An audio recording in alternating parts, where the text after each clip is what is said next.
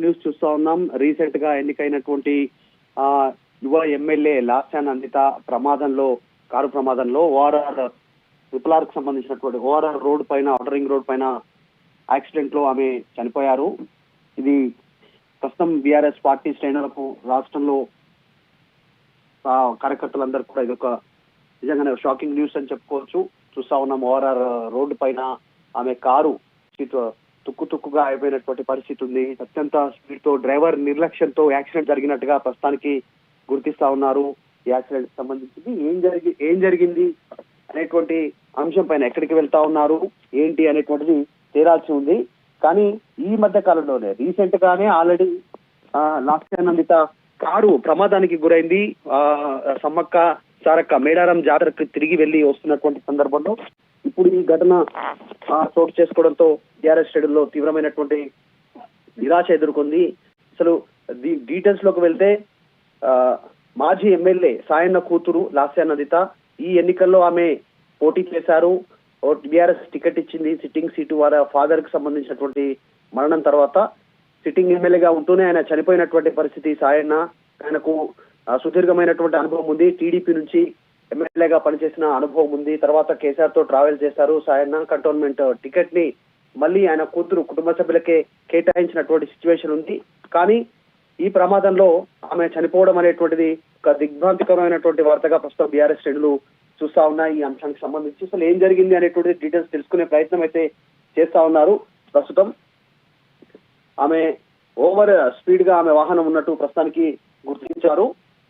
Recent గానే జరిగినటువంటి accident కి సంబంధించినటువంటి విషయంలో లాస్యా నందిత వాహనం ప్రమాదానికి గురి కావడంతో ఈ మధ్య కాలంలోనే రీసెంట్ గా ఇంటికి వెళ్లి కేటీఆర్, మాజీ మంత్రి, వర్కింగ్ ప్రెసిడెంట్ కేటీఆర్ కూడా ఇంటికి వెళ్లి పరామర్శించి వచ్చారు.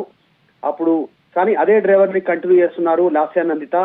ప్రస్తుతం ఈ రోజు ఓవర్ స్పీడ్ లో డ్రైవర్ నిర్లక్ష్యంతో ప్రమాదం జరిగి ఓఆర్ఆర్ లో స్పాట్ లో అక్కడికక్కడే మృతి చెందినటువంటి విజువల్స్ ఆర్టీవీ స్క్రీన్ పైన మనం ఎక్స్క్లూజివ్ గా చూడొచ్చు. అతి దారుణంగా ఈ యాక్సిడెంట్ జరిగినట్టుగా కనిపిస్తా ఉంది. ఎందుకంటే పూర్తిగా రక్తసిక్తం అయిపోయారు ఎమ్మెల్యే లాస్యా నందిత.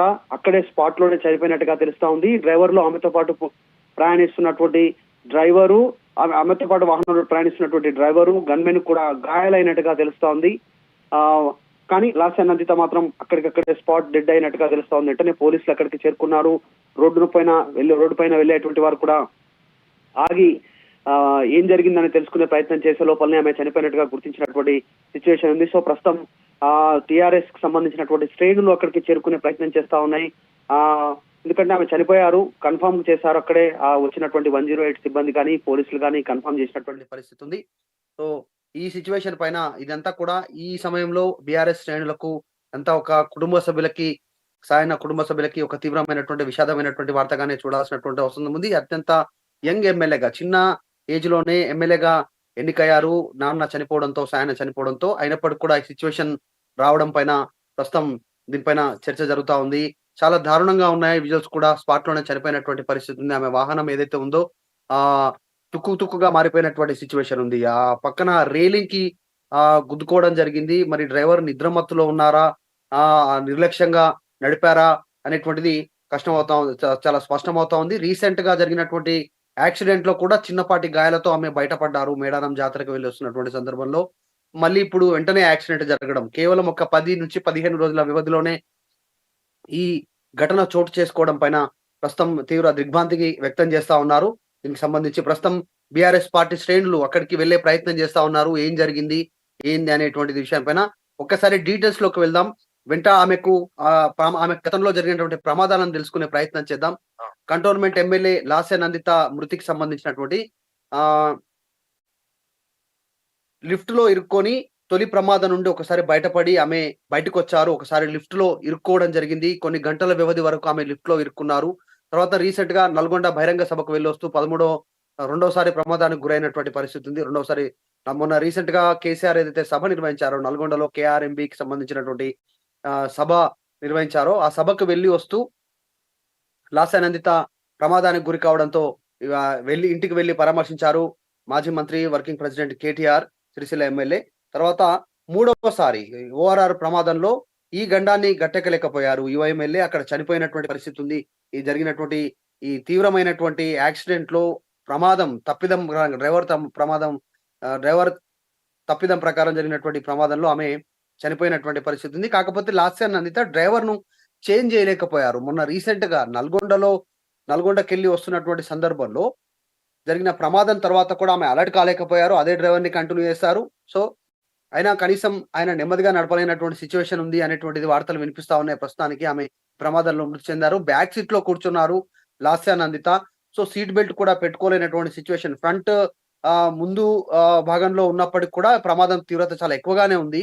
కానీ బ్యాక్ సీట్‌లో కూర్చోవడం, సీట్ బెల్ట్ పెట్టుకోకపోవడం ఇవన్నీ కూడా ప్రధాన కారణంగా కనిపిస్తా ఉంది. విజువల్స్ చూస్తా ఉంటే. కేవలం 10 రోజులు గడవక ముందుకే ఇట్లాంటి సిట్యుయేషన్ ఏర్పడడం అనేటువంటిది చాలా నిజంగా కూడా ఇది బీఆర్ఎస్ పార్టీ శ్రేణులకు, వారి కుటుంబ సభ్యులకు తీవ్రమైనటువంటి లోటనే చెప్పొచ్చు. పటాన్ చెరువు ఓఆర్ఆర్‌కి సంబంధించి పటాన్ చెరువు ప్రాంతంలో ఈ ఘటన జరిగింది.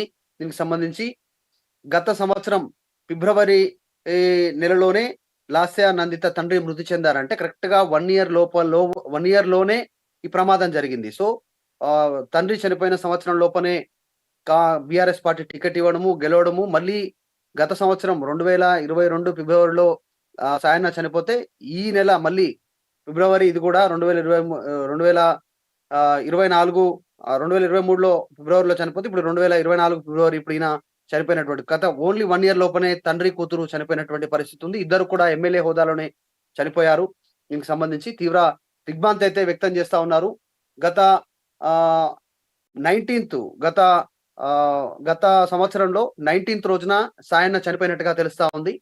ఫిబ్రవరి 19థ్. ఈరోజు 23వ తారీఖు ఫిబ్రవరి. కేవలం 4 రోజుల గ్యాప్ మాత్రమే ఉంది. సంవత్సరం 4 రోజులకే కూతురు చనిపోయినటువంటి సిట్యుయేషన్ కనిపిస్తా ఉంది. ఇదంతా కూడా నిజంగానే యువ ఎమ్మెల్యే చనిపోవడం అనేటువంటిది బీఆర్ఎస్ పార్టీ శ్రేణులకు గావచ్చు, రాష్ట్ర వ్యాప్తంగా గావచ్చు, దీనికి సంబంధించి ఒక సంచలన వార్తగా మారినటువంటి పరిస్థితి ఉంది. ఎందుకంటే యాక్సిడెంట్‌లో చనిపోయారు. రీసెంట్‌గా వరుస యాక్సిడెంట్‌లు జరగడం గావచ్చు. ఈ రీసెంట్‌గా జరిగినటువంటి అసెంబ్లీ సమావేశాల్లో కూడా లాస్యనంతా పాల్గొన్నారు. రెగ్యులర్ యాక్టివిటీగా ఉన్నటువంటి పరిస్థితి ఉంది. సో, ఈ ఘటన యువ ఎమ్మెల్యే మృతి చెందినటువంటి ఘటనను తెలుసుకొని చాలా మంది బాధ వ్యక్తం చేస్తా ఉన్నటువంటి సిట్యుయేషన్ ఉంది. బీఆర్ఎస్ పార్టీ శ్రేణులంతా కూడా హాస్పిటల్‌కి వెళ్ళడానికి ప్రయత్నం చేస్తా ఉన్నారు. కంటోన్మెంట్ ఎమ్మెల్యే కావడంతో. సో, ఈ అంశం ప్రస్తుతం తీవ్రంగా వైరల్ అవుతా ఉంది. ఈ ఘటనను ఎవరు జీర్ణించుకోలేని పరిస్థితి. ముఖ్యంగా కుటుంబ సభ్యుల్లో ఇద్దరు ఎమ్మెల్యేగా ఉన్నప్పుడే మృతి చెందడము, ఇద్దరు కూడా తండ్రి, కూతురు అనేటువంటి వార్త కుటుంబ సభ్యుల్లో తీవ్రమైనటువంటి ఆవేదన కలిగిస్తా ఉన్నటువంటి సిట్యుయేషన్ కల్పిస్తా ఉంది. ఈ ఘటనకు సంబంధించి. సో, బీఆర్ఎస్ పార్టీకి సంబంధించినటువంటి నేతలంతా కూడా అక్కడికి వెళ్ళే ప్రయత్నం చేస్తా ఉన్నారు. ప్రస్తుతం ఆమెను పటాన్ చెరువు ఆసుపత్రిలో ఆమె మృతదేహం ఉంచినట్టుగా ఏరియా ఆసుపత్రికి మృతదేహాన్ని తరలించినట్టుగా తెలుస్తా ఉంది. అటు నుంచి స్పాట్ నుంచి తరలిస్తా ఉన్నారు. నేరుగా పటాన్ చెరువు ఓఆర్ఆర్ రోడ్ నుంచి ఆసుపత్రికి తరలిస్తా ఉన్నారు. ఒక్క నిమిషం. ఒక్కసారి ఫోటో ఫుల్ ఎత్తు కాదు. ఎట్లా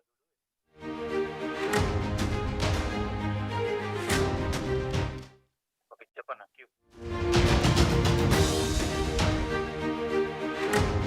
ఆమె ప్రయాణించినటువంటి కారుకు సంబంధించినటువంటి విజువల్స్ చూస్తున్నాం. ఎస్యూవీ కారు ఆహ్, ఎంత దారుణంగా తుక్కుగా మారిపోయింది అనేటువంటిది. ఫ్రంట్ సైడ్ పక్కన రేలింగ్ ఏదైతే ఉందో, ఆ రేలింగ్‌ని గుద్దుకోవడంతో, ఆ రేలింగ్ గుద్దుకోవడంతో ముందు ఉన్నటువంటి భాగం అంతా కూడా బానెట్ అంటారా, ముందు ఉన్నటువంటి ఇంజిన్ ప్రాంతం ఉన్నటువంటి ప్రాంతం అంతా కూడా ముందుకు వచ్చినటువంటి పరిస్థితి ఉంది. అదంతా కూడా ఒకవేళ ముందు సీట్‌లో కూర్చున్నా కూడా ఆహ్ ప్రమాద తీవ్రత చాలా ఎక్కువగానే ఉంది. ఎందుకంటే ఎయిర్ బ్యాగ్స్ ఓపెన్ అయ్యేటువంటి సిట్యుయేషన్ ఉన్నప్పుడు కూడా అంత తీవ్రమైనటువంటి ప్రమాదం జరిగినటువంటి పరిస్థితి ఉంది. ఆమె బ్యాక్ సీట్‌లో కూర్చున్నటువంటి పరిస్థితి. కారైతే ఒక్కసారిగా పూర్తిగా తుక్కుగా మారిపోయినటువంటి పరిస్థితి ఉంది. పోలీసులు ఆ విజువల్స్ తరలిస్తున్నటువంటి విజువల్స్, ఆ ఫోటోలు ఆర్‌టీవీ స్క్రీన్ పైన ఎక్స్‌క్లూజివ్‌గా చూస్తా ఉన్నాం మనం సిట్యుయేషన్‌కి సంబంధించి.